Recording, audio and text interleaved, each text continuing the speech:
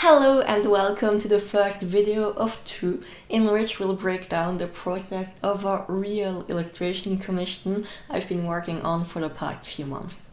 Commissions were and still are an important part of my business as a freelance illustrator, and they were a good way to start earning money in the early days. As beginners, we often ask ourselves, what does an artist really do every day? How does a commission work more concretely? In those two videos, I'll walk you through the process from start to finish with a real commission and real customer feedback. So this first, more theoretical part will give you advice on how to set up your commissions before the actual creative process, while the next part will be fully illustrated with lots of examples and explains in detail all the steps and client feedback. So, ready? Let's go!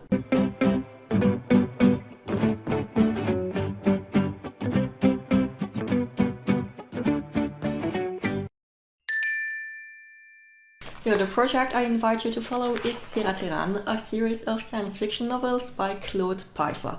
My work is actually to define character designs for black and white illustrations that will be integrated into his books later on. So initially our collaboration started in 2015. For the record, we met at LuxCon, which was only my second convention back then.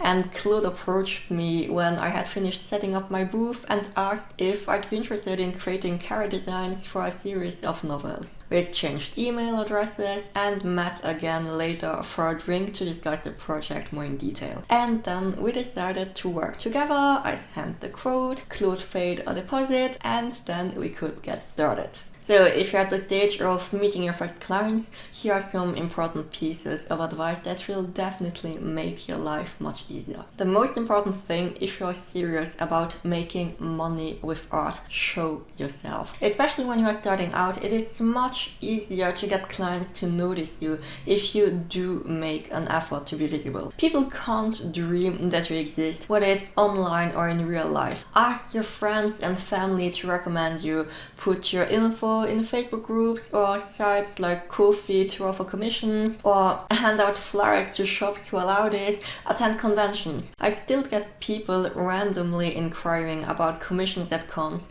just because they like my style and can imagine some kind of artwork for themselves or as a gift. And the opportunities can really be anywhere, starting with your table neighbor before the visitors actually arrive at the con.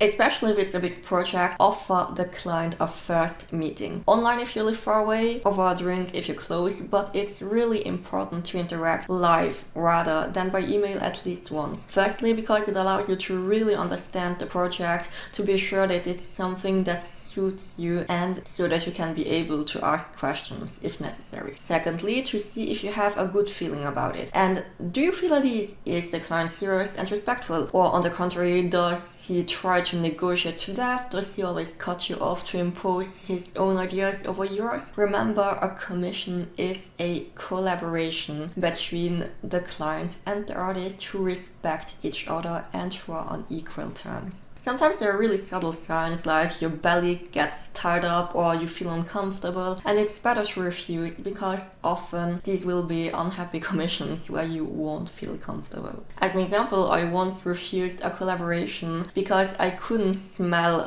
literally the person in front of me. And it's not that they were stinky, it was more like a smell that gave off danger and dishonesty. As I explained in my video on the benefits of turning down clients and the warning signs, it's really better to turn down projects than to go for it if you don't feel it. Anyway, this first discovery meeting will be free. The aim is to see what project it is, who the client is. Seriously, a potential client is not going to pay you just for the joy of explaining a project to you, especially since it is not even sure that you will work together. Afterwards, however, you are free to charge for future meetings or not, as this is basically work time that you dedicate to the client and where you can't move on to other projects. So let's talk about money.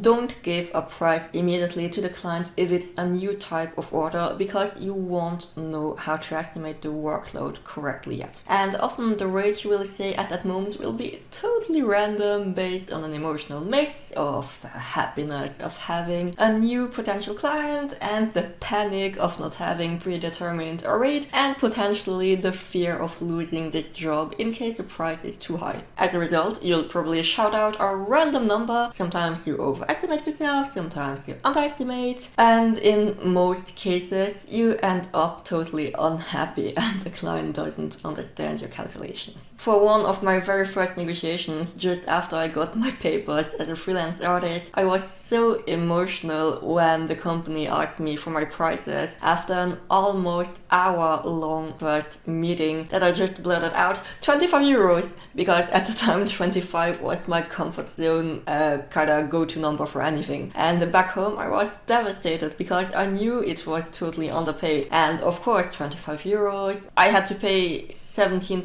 VAT and 24% legal contributions as an independent worker, leaving me with a little more than half of this pricing, and yeah, it wasn't that much. So really wait until you get home to do your calculations in peace, otherwise you will regret it. If you explain calmly that you will be thoroughly thinking about the collaboration and that you will come back to the client within the next few days after evaluating the estimated time and workload, really most clients understand and respect this decision.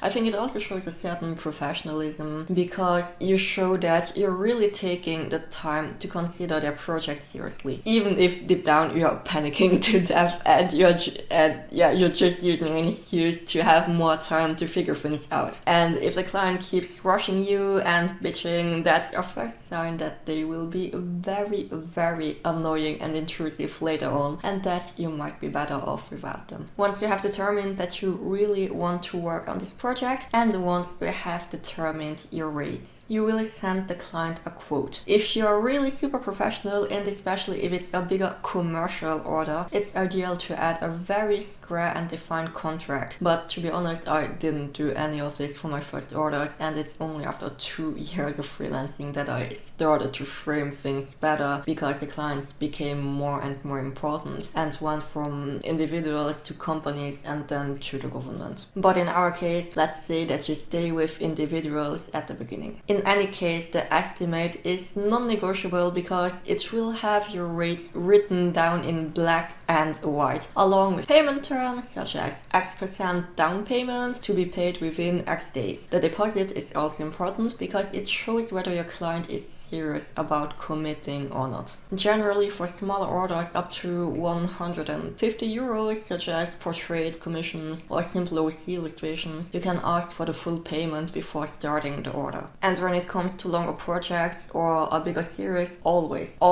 ask for a deposit. In the case of a single illustration, for example, like a novel cover, I usually ask for a 30% deposit payable before starting anything. In the case of a larger long-term order, such as character designs or multiple illustrations, I take the equivalent of all the research sketches as a deposit. But in short, before starting any order, even if you are a complete beginner, I really advise you to protect yourself with at least a quote, which will ask the client to sign along with a deposit or the full payment. Both should be returned before you start the order, because it shows your client's willingness to respect you as an artist and to work together in good relationships. Contracts are indeed important, but I think that in the beginning, most private clients who just want a portrait of their girlfriend or even an illustration for a book are usually quite okay and honest. And once the deposit is paid, the quote is signed, then the order can begin. As promised, next time we'll go into more detail about the actual order with sketches and the client's feedback, explanations of the process, tips to protect yourself and to satisfy your client. This will be a longer and more visual video that I've been documenting for over a month, and I really hope that it will help you make your commission work easier. If you want to see the rest, it's in 2 weeks, so French version next week, as always on Tuesdays 6 p.m. So remember to subscribe and turn on the notification bell so you don't miss out. In the meantime, you'll find more videos on the subject in the description, and to really get into it, I also invite you to see my special commissions masterclass, which guides you step by step through commercial and private orders with small businesses. So enjoy it now and see you soon for the next video.